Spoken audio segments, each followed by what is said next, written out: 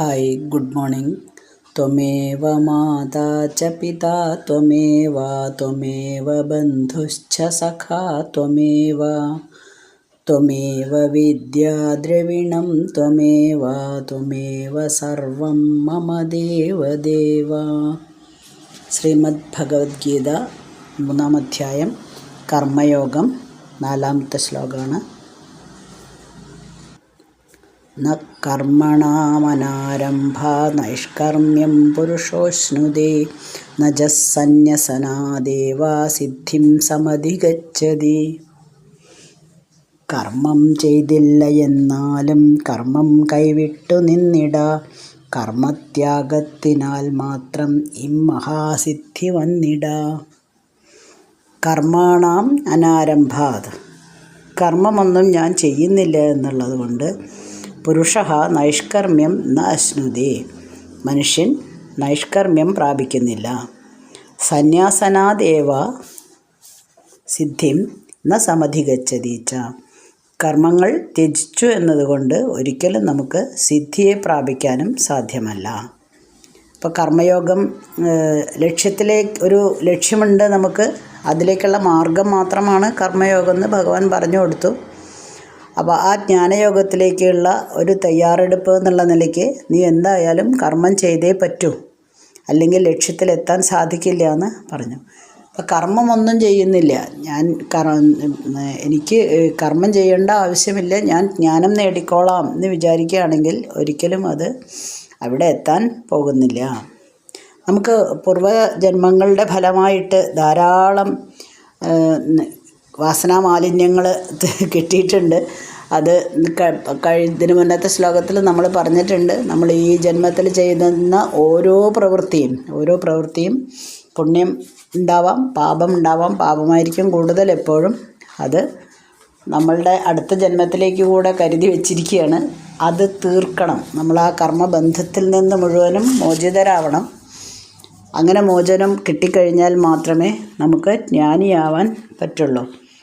അപ്പോൾ ഓരോ പ്രാവശ്യവും നമ്മളൊരാളെ മനസ്സുകൊണ്ട് പോലും അയ്യോ അവനെന്താ ഇങ്ങനെയെന്ന് വിചാരിച്ചു കഴിഞ്ഞാൽ മതി. ഒരാളെ അടിക്കാൻ കൈ ഓങ്ങിയാൽ മതി. അതെല്ലാം ദോഷങ്ങളാണ്, പാപങ്ങളായി കഴിഞ്ഞു. അപ്പോൾ അടുത്ത ജന്മത്തിലേക്കുള്ള നമ്മൾക്ക് അടുത്ത ജന്മത്തിലേക്ക് തന്നുവിടാനുള്ള ഒരു പാപമായിട്ട് മാറിക്കഴിഞ്ഞു. അപ്പോൾ ഞാൻ കർമ്മമൊന്നും ചെയ്യുന്നില്ല, ഞാൻ എങ്ങനെയെങ്കിലും ജ്ഞാനം നേടിക്കോളാം എന്ന് വിചാരിച്ചിരിക്കുന്നത് വിഡ്ഢിത്തരമാണെന്ന് പറഞ്ഞു കൊടുക്കുകയാണ്. കർമ്മം ചെയ്യാണ്ടിരിക്കാൻ ആർക്കും പറ്റില്ല. എന്താണ്, ഞാനൊന്നും മിണ്ടാതിരിക്കുമ്പോൾ ചിന്തിക്കുന്നുണ്ട്. അപ്പോൾ പിന്നെ കർമ്മം ചെയ്യുന്നില്ലേ? എവിടെയാണ് ചിന്ത വരുന്നത്? മനസ്സിലാണ്. നമ്മുടെ ചിന്ത മുഴുവൻ വരുന്നത് മനസ്സിലാണ്. അപ്പോൾ ശരീരം ഒരു ജഡമാണ്, അതിനുള്ളിൽ ഈശ്വര ചൈതന്യമുണ്ട്. ആ ഈശ്വരൻ നമ്മളാകുന്ന ഉപകരണത്തിൽ കൂടെ എല്ലാ കാര്യങ്ങളും ചെയ്യിക്കുകയാണ്. ഈ അവസ്ഥയിൽ നമ്മൾ എത്തണം. അതിനെയാണ് നൈഷ്കർമ്മ്യം എന്ന് പറയുള്ളൂ. അല്ലാതെ എങ്ങനെയായാലും നമ്മൾ മനസ്സിൽ ഒന്നും ചെയ്യാതിരിക്കുക, രാവിലെ തൊട്ട് ഉച്ച വരെ ഞാൻ വെറുതെ ഇരിക്കുകയാണ്, അങ്ങനെ ആർക്കും വെറുതെ ഇരിക്കാൻ പറ്റില്ല. കാരണം കൈകെട്ടി അവിടെ മിണ്ടാതിരുന്നാലും അപ്പോഴും മനസ്സിൽ ചിന്തകളിങ്ങനെ വന്നുകൊണ്ടിരിക്കും. അത് തീർക്കണം എന്നാണ് പറഞ്ഞു കൊടുക്കുന്നത്. ഇനി അടുത്ത ശ്ലോകം. നഹി കശ്ചിത് ക്ഷണമപി ജാതു തിഷ്ഠത്യകർമ്മകൃത് കാര്യദേഹി അവശകർമ്മ സർവപ്രകൃതിജൈർഗുണഃ ഗുണൈഹി. ഈ മട്ടിൽ പോലും ഒരുത്തർക്കും കർമ്മം ചെയ്യാതിരുന്നിട. പ്രകൃതിക്കൊത്തഖിലരും കർമ്മം ചെയ്യേണ്ടതായി വരും. കശ്ചിത് ജാതുഹു ക്ഷണമപി അകർമ്മകൃത്. ആരും ഒരിക്കലും ക്ഷണനേരം പോലും കർമ്മം ചെയ്യാതെ ഇരിക്കുന്നില്ല. ന തിഷ്ഠതി ഹി പ്രകൃതിജൈഹി ഗുണൈഹി സർവഃ അവശഃ കർമ്മ കാര്യതേ. പ്രകൃതിയിൽ നിന്നുണ്ടായിട്ടുള്ള ഗുണങ്ങൾ എപ്പോഴും നമ്മുടെ കൂടെ തന്നെയുണ്ട്. സത്വ രജ തമോ ഗുണങ്ങൾ. അതിൽ പെട്ട് എല്ലാവരും അസ്വതന്ത്രരായിട്ട് കർമ്മം ചെയ്യിപ്പിക്കപ്പെടുകയാണ്. ഈ ഗുണങ്ങൾ ഉള്ളതുകൊണ്ട് നമ്മൾ കർമ്മം ചെയ്യേണ്ടി വരും, എന്തായാലും കർമ്മം ചെയ്യേണ്ടി വരും. നമ്മളെപ്പോഴും ഈ 3 ഗുണം സത്വം രജസ് തമസ് ഈ ഗുണത്രയങ്ങളുണ്ട്. അതിൻ്റെ പരിധിയിൽപ്പെട്ടിട്ട് എപ്പോഴും മനുഷ്യൻ അസ്വസ്ഥൻ തന്നെയാണ്. അപ്പോൾ കർമ്മം ചെയ്യാതിരിക്കുക എന്നുള്ള ഒരു അവസ്ഥ ഒരിക്കലുമില്ല. എപ്പോഴും ചിന്തിച്ചുകൊണ്ടേയിരിക്കും. മാനസികമായിട്ടും ബുദ്ധിപരമായിട്ടും നമ്മൾ ഉറങ്ങുമ്പോൾ മാത്രം കുറച്ച് മനസ്സമാധാനം കിട്ടുമല്ലേ, ബാക്കി എല്ലാ സമയത്തും തന്നെ നമ്മൾ കർമ്മം ചെയ്തുകൊണ്ടിരിക്കും. കാരണം ഈ പ്രകൃതിയിൽ നിന്ന് തന്നെ കിട്ടിയതാണ് ഈ ഗുണങ്ങൾ. ഈ 3 ഗുണങ്ങൾ ഒരു വല പോലെ വിരിച്ചിരിക്കുകയാണ്. ആ വലയിൽ നിന്ന് രക്ഷപ്പെടാൻ കുറച്ച് ബുദ്ധിമുട്ട് തന്നെയാണ്. അപ്പോൾ കർമ്മം ചെയ്യാതിരിക്കുക, ഞാൻ എങ്ങനെയെങ്കിലും ശ്രമിച്ചിട്ട് ജ്ഞാനം നേടിയാൽ പോരെ, അപ്പോൾ സന്യാസം സാധ്യമല്ലേ എന്നുള്ളതാണ് അർജുനൻ്റെ ഒരു സംശയം എന്ന് ഭഗവാന് മനസ്സിലായി. അപ്പോൾ അതിനുള്ള ഒരു എക്സ്പ്ലനേഷനാണ് കൊടുക്കുന്നത്. അപ്പോൾ സത്വഗുണമുള്ള ആൾക്കാർ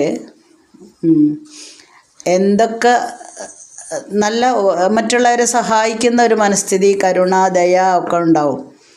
അപ്പോൾ അവരങ്ങനെ ചെയ്താലും അവർക്ക് ചിലപ്പോൾ തിക്തമായ ഫലമായിരിക്കും കിട്ടുക. ഒന്നും ഫലം ഇച്ഛിച്ചല്ലല്ലോ ചെയ്യുന്നത്. നമ്മൾ മറ്റുള്ളവരെ എപ്പോഴും സഹായിച്ചുകൊണ്ടിരിക്കുക, അല്ലെങ്കിൽ അവരോട് കരുണ കാണിക്കുക. പക്ഷെ തിരിച്ച് അവരിങ്ങോട്ട് ചെയ്യുന്നത് ചിലപ്പം നമ്മളെപ്പറ്റി എന്തെങ്കിലും കുറ്റങ്ങൾ പറഞ്ഞ് നടക്കുക, അല്ലെങ്കിൽ നമ്മളെ ദ്രോഹിക്കാൻ സമയം കാത്തിരിക്കുക, അങ്ങനെയൊക്കെ ആയിരിക്കും ചെയ്യുന്നത്. നമ്മൾ അവർക്ക് ചെയ്യുന്നത് ഉപകാരങ്ങളായിരിക്കും. പക്ഷേ ഈ സത്വഗുണമുള്ള ആൾക്കാർ എന്തൊക്കെ റിവേഴ്സ് ഫലങ്ങൾ വന്നാലും അതൊന്നും കൂസാക്കാതെ അവരിങ്ങനെ ചെയ്തുകൊണ്ടേയിരിക്കും. ആരെന്ത് പറഞ്ഞാലും കുഴപ്പമില്ല. കാരണം അവർക്ക് അപ്പോഴേക്കും വീണ്ടും വരും, എന്തെങ്കിലും കണ്ടു കഴിഞ്ഞാൽ അതിനോടൊരു ദയ വരും. സത്വഗുണമുള്ള ആൾക്കാരുടെ ലക്ഷണമാണ്. ആർക്കും അവരെ ചേഞ്ച് ചെയ്യാൻ പറ്റില്ല. ഇനി ഈ രജോ ഗുണമുള്ള ആൾക്കാരാണെങ്കിൽ എന്ത് കാര്യം എടുത്തു ചാടി, കോപം, ദേഷ്യം ഇതെല്ലാം അവരുടെ കൂടപ്പിറപ്പാണ്. എടുത്തു ചാടി കർമ്മം ചെയ്യും. അവരും അങ്ങനെ തന്നെയാണ്. പലരും അവരെ ഉപദേശിച്ചു നോക്കും, അത് ശരിയല്ല കേട്ടോ നീ ചെയ്യണത്, ഇങ്ങനെ ചെയ്യരുത്, എല്ലാം ചിന്തിച്ച് ആലോചിച്ച് മാത്രം ചെയ്യുമെന്ന്. എന്നാലും വേറൊരു സന്ദർഭം വരുമ്പോൾ അവർ വീണ്ടും അവരുടെ പഴയ സ്വഭാവം, അതായത് ദേഷ്യം, കോപം അവർക്ക് അടക്കാൻ പറ്റില്ല. കാരണം എന്താ, അവർ രജോ ഗുണം ഉള്ളവരാണ്. അവരും എന്ത് തന്നെ വന്നാലും അങ്ങനെ തന്നെ ചെയ്തുകൊണ്ടേയിരിക്കും. അതായത് ആ ഗുണങ്ങളൊക്കെ നമ്മുടെ കൂടെ ഉണ്ട്. അപ്പം നമുക്ക് അതേ മനസ്സിൽ അയാൾ ആ സ്വഭാവക്കാരനാണെന്ന് പറയില്ലേ, അതേപോലെ ഈ ഗുണമാണ് നമ്മുടെ മുന്നിൽ ഇങ്ങനെ തെളിഞ്ഞ് തെളിഞ്ഞ് വരിക. ഓരോ കർമ്മങ്ങൾ ചെയ്യുമ്പോഴും ഈ ഗുണമായിരിക്കും മുന്നിട്ട് നിൽക്കുന്നത്. ഇനി തമോ ഗുണമുള്ള ആൾക്കാരുണ്ട്. അവർ പിന്നെ അലസരാണ്. എന്നെ തല്ലണ്ട മാമ, ഞാൻ നന്നാവൂല എന്ന് പറഞ്ഞ മാതിരി എന്താരുപദേശിച്ചിട്ടും യാതൊരു കാര്യമില്ല. അവർ ഒന്നും അവരവരുടേതായിട്ടുള്ള മാത്രമേ ജീവിക്കുള്ളൂ.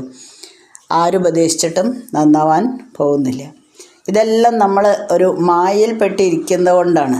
ആ മായയിൽ നിന്ന് നമുക്ക് എന്ന് മുക്തി നേടാൻ പറ്റുന്നോ അന്ന് മാത്രമേ നമുക്ക് ഈ മനസ്സിനെ നിയന്ത്രിച്ച് ബുദ്ധിയും മനസ്സും എല്ലാം നിയന്ത്രണത്തിൽ കൊണ്ടുവന്ന് ഇന്ദ്രിയങ്ങളെ നിയന്ത്രിച്ച് സമചിത്തത കൈവരാൻ സാധിക്കൂ. അപ്പോൾ ഹേ അർജുന, നീയൊരു രജോ ക്ഷത്രിയനാണല്ലോ, അപ്പോൾ രജോ ഗുണമാണ് നിനക്കുള്ളത്. അപ്പം നീ ഇങ്ങനെ ഭീരുവായിട്ടിരുന്ന് ഞാൻ കാട്ടിൽ പോയി സന്യാസം സ്വീകരിക്കുക എന്നും പറഞ്ഞ് നന്നായി ശ്രമിച്ചാൽ സന്യാസത്തിലേക്ക് എത്തില്ലേ എന്നുള്ളതായിരിക്കുമല്ലോ അർജുനൻ്റെ വിഷാദത്തിന് കാരണമെന്ന് ഭഗവാൻ ചിന്തിച്ചപ്പോൾ തോന്നി. നീ ഇങ്ങനെ കാട്ടിൽ പോയിരുന്നിട്ട് ഞാൻ സന്യസിക്കുകയാണ് എന്നും പറഞ്ഞ് അവിടെ പോയിരുന്നിട്ട് ഒരു കാര്യമില്ല. നിൻ്റെ മനസ്സെവിടെയാണ്? മനസ്സ് മുഴുവനും ഇവിടെ തന്നെയായിരിക്കും. അതുകൊണ്ട് അവിടെ ചെന്നാലും നിനക്ക് ഒരു മനസ്സമാധാനവും കിട്ടാൻ പോകുന്നില്ല. മാത്രമല്ല ഇവിടെയുള്ള ആൾക്കാർ നീ അവിടെ ചെന്നിരുന്നാൽ അവിടെ വന്ന് ആക്രമിക്കില്ല എന്നുള്ളതിന് വല്ല തെളിവുണ്ടോ? ഇല്ലല്ലോ. അവർക്ക് ദേഷ്യം വന്നാൽ അവർക്ക് നിങ്ങളെ കൊല്ലണം, അല്ലെങ്കിൽ പാണ്ഡവരെ വകവരുത്തണം എന്നുള്ളതാണ് അവരവരുടെ ലക്ഷ്യം.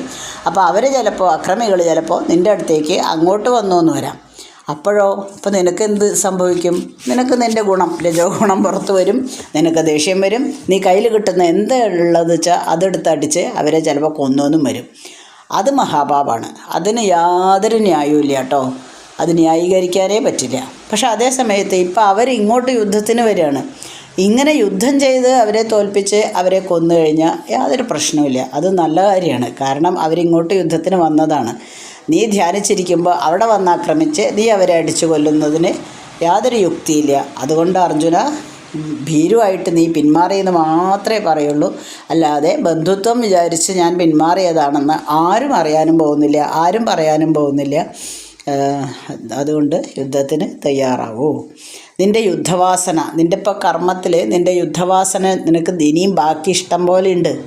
ആ നമ്മുടെ ഭാണ്ഡം മുഴുവനും കളയണമല്ലോ. അപ്പോൾ നിൻ്റെ യുദ്ധവാസന മുഴുവനായിട്ട് നീയെ അടക്കണം. അങ്ങനെ അടക്കി ആ യുദ്ധവാസന മുഴുവനും നീ തീർന്നു പോകുമ്പോൾ നീ ഒരു ജ്ഞാനിയായിട്ട് മാറും. ഇതാണ് ഉപദേശിച്ചത്.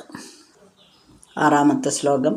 കർമ്മേന്ദ്രിയാണി സംയമ്യ യ ആസ്തേ മനസാ സ്മരൻ ഇന്ദ്രിയാർത്ഥാൻ വിമൂഢാത്മാ മിഥ്യാചാരസൗച്യതേ.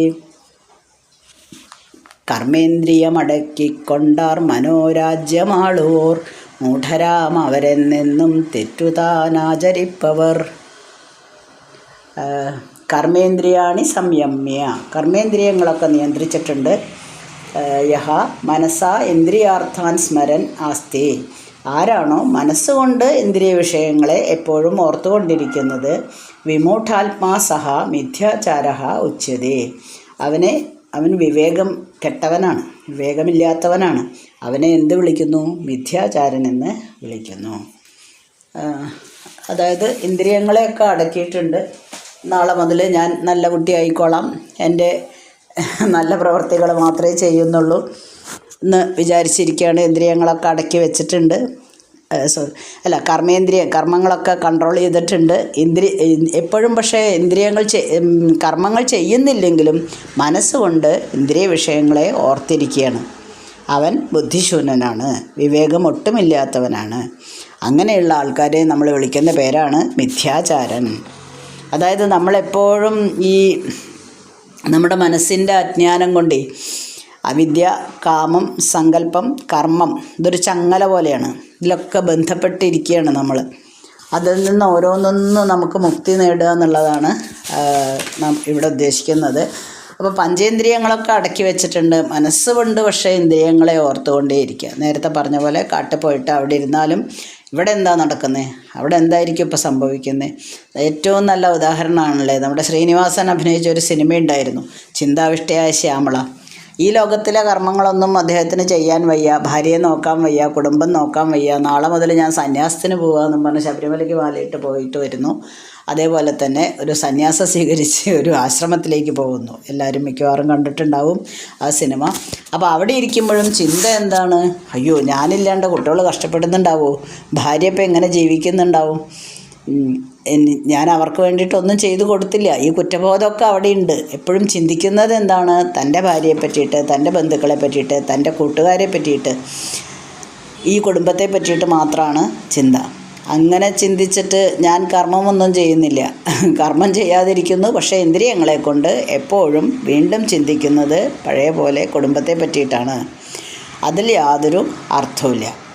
അപ്പോൾ തൻ്റെ വാസനകൾ മുഴുവൻ ഒടുക്കി, അതായത് ഇപ്പോൾ കർമ്മബന്ധങ്ങൾ മുഴുവൻ ഒടുങ്ങി നമ്മൾ എന്ത് ചെയ്യുകയാണെങ്കിലും അത്യാസക്തി ഇല്ലാതെ ഒന്നിലും കർമ്മഫലം ഇച്ഛിക്കാതെ തൻ്റെ കർമ്മങ്ങൾ ചെയ്യുക. അത് ഇന്ന് എന്ത് വരുന്നു എന്നുള്ളത് ചിന്തിക്കരുത്. അങ്ങനെ ഭഗവാനിൽ അർപ്പിച്ച്, ആർക്ക് വേണ്ടിയിട്ടാണ് നമ്മൾ കർമ്മങ്ങൾ ചെയ്യുന്നത്? ഭഗവാന് വേണ്ടിയിട്ടാണ് കർമ്മങ്ങൾ ചെയ്യുന്നത്.